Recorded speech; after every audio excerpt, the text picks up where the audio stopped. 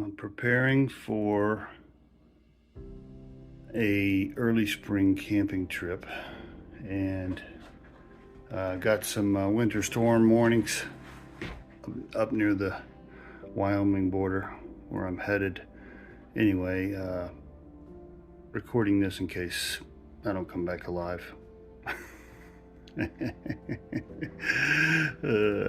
Anyway, just thinking about everything this morning. You know, when you go up on a solo trip and you know there's already a ton of snow, not going to be anybody up there, really not going to be people around, and you got more snow coming in tonight, windy, cold. You really just got to be ready for everything. So as I prepared this morning at the house, you know, I'm thinking about every little thing, whether it's shovels or max tracks or winches. Check my winches before I go. Make sure I got my tow ropes out. Make sure I got my winter gear super handy so I don't have to dig around for stuff. Just kind of making sure your vehicle is set for quick recovery, I guess is a good term. And making sure I got all the right equipment and prepare for the worst, which would be, you know, getting stuck in deep snow and can't get out for a day. So just kind of preparing for everything. Gonna put my GPS tracking that is on my Jeep on the computer here at the house so Kim can see where I'm at, stuff like that. So it's lots of things to think about and be careful about and prepare for when you go out on solo trips. So getting ready this morning. I just thought of something else to add to that last message. Some people might think, well, why would you go solo camping in snowy winter conditions, early spring, where it's super dangerous and cold and miserable? I think for me, like a lot of other overlanders, I guess, trail riders, campers, it's about the challenge. It's about the challenge of it.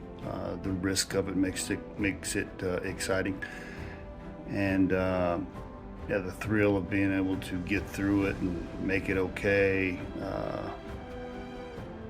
Thinking through the strategy of it and what to do and decisions to make. It really helps my mind escape work for 24, 48 hours because I have to focus on the safety of the trip. And that kind of forces me to forget about rider flex for 48 hours, which is healthy, good for me psychologically. So I like the thrill of it. I like the challenge of it. I like the fact that it forces me to change gears mentally and get away from work.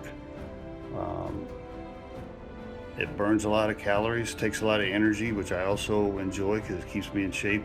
I'll be 56 this summer, so it kind of forces me to, you know, get a lot of exercise because it takes a lot of physical work when you're in a Jeep with a tent on top to unload, load, prep, set up, especially if it's cold and snowy. So it takes a lot of energy, and I like the fact that I'm doing that instead of sitting around on the couch eating potato chips, watching games on TV and getting fat.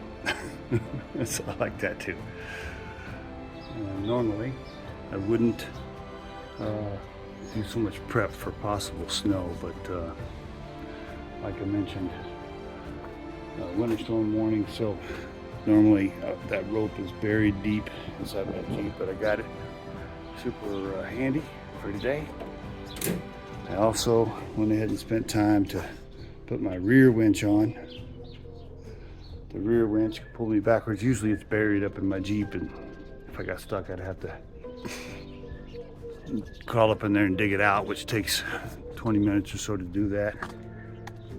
And I don't really want to mess with that in the snow, so just kind of got it ready ahead of time. It was worth investing the time to just go ahead and get it hooked up. Plus, just double checked my winch on the front.